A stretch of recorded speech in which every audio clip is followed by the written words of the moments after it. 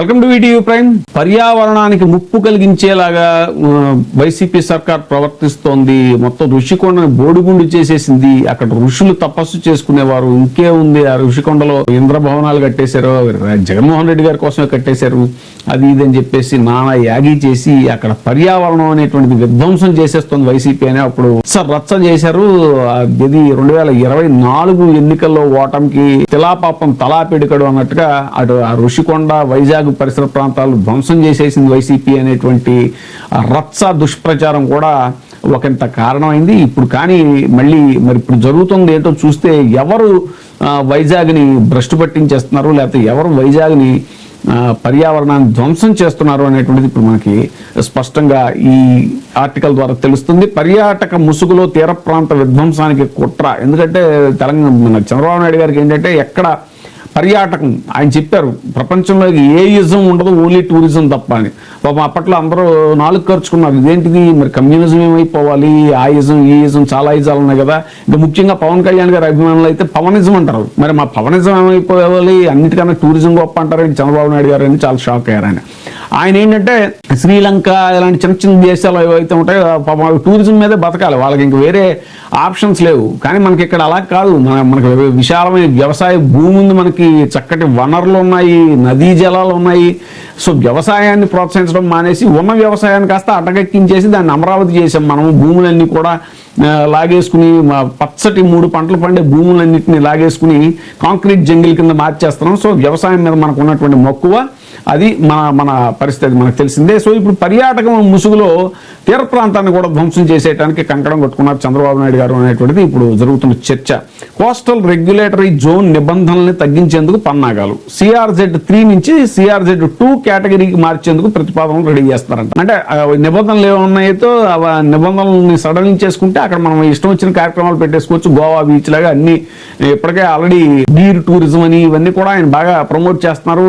శ్రీశైలం దగ్గర ఏదో మన సీ ప్లేన్ అది వేశారు, అది ఇప్పుడు నడుస్తుందో లేదో కూడా తెలియదు. ఇలాగా ఆవకాయ అమరావతి ఇలాంటివి అనమాట. ఏదో చేతిలో ఉన్నవన్నీ వదిలేసుకుని ఏదో దూరకుండా మునుపన్నట్టు వాటి కోసం పరిగెత్తినట్టు ఇది నేల వెచ్చి సాము అనొచ్చు ఇది ఒక రకంగా దీన్ని. ఇక వివరాల్లోకి వెళ్తే సుదీర్ఘమైనటువంటి తీర ప్రాంతంపై చంద్రబాబు నాయుడు గారి ప్రభుత్వం పగబట్టింది. అనుయాయులకు లబ్ధి చేకూర్చేందుకు అభివృద్ధి పేరుతో తీరాన్ని విచ్ఛిన్నం చేసేందుకు కుట్ర పన్నుతోంది.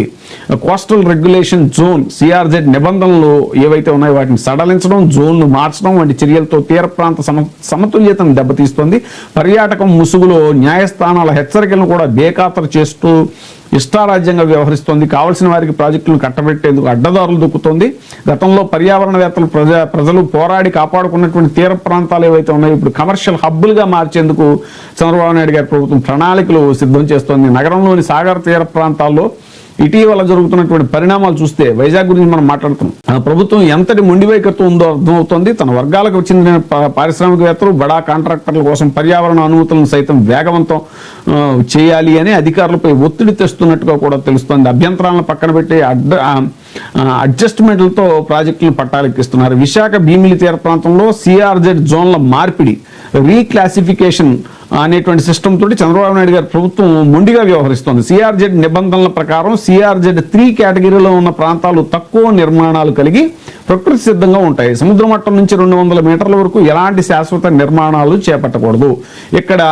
ఇక్కడ ఇసుక దిబ్బలు, చిత్తడి నేలలు వంటివి అలల తాకిడిని, తుఫాన్లను అడ్డుకునే సహజమైనటువంటి రక్షణ కవచాలుగా పనిచేస్తాయి. CRZ2 కేటగిరీలో సముద్ర తీరానికి అత్యంత సమీపంలో భారీ కాంక్రీట్ కట్టడాలు కానీ వాణిజ్య సముదాయాలు కానీ నిర్మించుకోవచ్చు. విశాఖ భీమిలి బీచ్ వెంబడి CRZ3 పరిధిలో 500 ఎకరాలకు పైగా భూములు ఉన్నాయి. వీటిలో భారీ కాంక్రీట్ నిర్మాణాలకు వీల్లేదు. ఇప్పుడు ఈ భూముల్ని CRZ2 పరిధిలోకి తీసుకొచ్చేందుకు చంద్రబాబు నాయుడు గారి ప్రభుత్వం ప్రయత్నిస్తుంది. అంటే కుదించేయడం అనమాట, నిబంధనలను సడలించేయటం. ఈ భూముల్లో మెజారిటీ వాటా ప్రభుత్వ నేతలదే కావడం విశేషం. మార్పిడి ప్రయత్నాలు ముమ్మరంగా సాగుతున్నాయి. విశాఖని గ్లోబల్ సిటీగా మారుస్తామనే సాకుతో తీర ప్రాంత మాస్టర్ ప్లాన్ పై సమీక్షలు మొదలుపెట్టారు. 2024 అక్టోబర్ డిసెంబర్ మధ్య మాస్టర్ ప్లాన్ సవరణల పేరుతో అంతర్గత కసరత్తు జరిగింది. ఆ సమయంలోనే CRZ3లోని భూముల్ని CRZ2 కిందకి చేర్చి అభివృద్ధి చెందుతున్న ప్రాంతాలుగా మార్చాలి అని ప్రతిపాదనలు సిద్ధం చేశారు. ఈ ప్రతిపాదనలు కేంద్రానికి పంపించి మార్పులు చేసేయాలి అని ప్రభుత్వం ఆరాటపడుతుంది.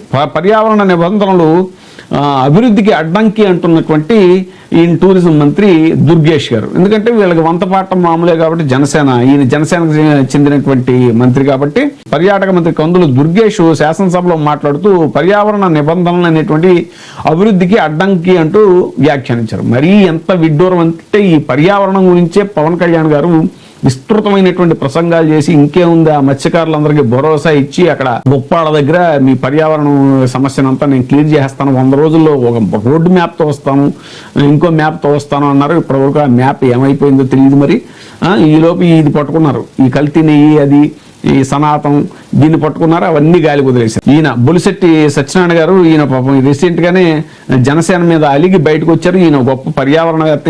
ఈయన ఇప్పుడు స్వయంగా ఈయన వైజాగ్కి చెందినటువంటి నాయకుడైన ప్రపంచవ్యాప్తంగా వాతావరణ మార్పుల ముప్పు పొంచి ఉన్న తరుణంలో ప్రకృతిని కాపాడుకోవాల్సిన బాధ్యత అందరిపైన ఉంది. ఓవైపు గ్రేట్ గ్రీన్ వాల్ వంటి కార్యక్రమాలు చేస్తూనే మరోవైపు పర్యాటక శాఖ దానికి విరుద్ధంగా వ్యవహరించడం అనేటువంటి శోచనీయం. కేవలం 4,098 కోట్ల పెట్టుబడులు, 2,800 హోటల్ గదులు వంటి తాత్కాలిక ఆర్థిక ప్రయోజనాల కోసం శాశ్వత పర్యావరణ రక్షణ కవచాలైనటువంటి CRZ3 నిబంధనల్ని సడలించి తీరాన్ని కాంక్రీట్ జంగిల్గా మార్చాలి అని చూడటం ఆత్మహత్యా సదృశ్యమే. ఇప్పటికే GVMC APPCB పర్యవేక్షణలో, అంటే పొల్యూషన్ కంట్రోల్ బోర్డు పర్యవేక్షణ యొక్క లోపంతో సముద్ర జలాలు కలుషితమవుతున్నాయి. ఇప్పుడు అదనపు కట్టడాలకు కూడా అనుమతి ఇస్తే విశాఖ ఉనికికే ప్రమాదం ఏర్పడుతుంది. అభివృద్ధి అంటే ప్రకృతిని ధ్వంసం చేయడం కాదు, భావి తరాలకు సురక్షితమైన తీరాన్ని అందించడం. ప్రభుత్వం CRZ పునర్వర్గీకరణ ప్రతిపాదనలు ఉపసంహరించుకోవాలి అని చెప్తున్నారు. ఈయన ఈ మధ్యనే జనసేన నుంచి బయటకు వచ్చేసారు. వాళ్ళ యొక్క ఆయన అధినేత యొక్క విధానాలను నచ్చక విశాఖపట్నం తీర ప్రాంతంలో CRZ3 నిబంధనలను మార్చాలని రాష్ట్ర ప్రభుత్వం చూస్తూ ఉండటం గర్హనీయం. కేవలం పర్యాటక అభివృద్ధి, వాణిజ్య విస్తరణ పేరుతో చేస్తున్న ఈ మార్పుల వల్ల సాగర తీరంలోని ఇసుక దిబ్బలు, చిత్తడి నేలలు వంటి సహజ రక్షణ కవచాలు ధ్వంసమైపోతాయి. భవిష్యత్తులో తుఫాన్లు, ఉప్పెన్ల ముప్పు పెరుగుతుంది. మరిదే హుదూద్ తుఫాన్లు వేస్తే ఈయన చేసేవన్నీ ఇంతే. చంద్రబాబు నాయుడు గారు ఇలా పర్యావరణాన్ని ధ్వంసం చేసేయటం, ఆ తర్వాత ఇవన్నీ విపత్తులు వస్తే వాటిని వైపరీత్యాలని నేను అవకాశాల కింద మార్చుకుంటాను అని మళ్ళీ ఒక స్టేట్మెంట్ కూడా ఇస్తారు ఆయన.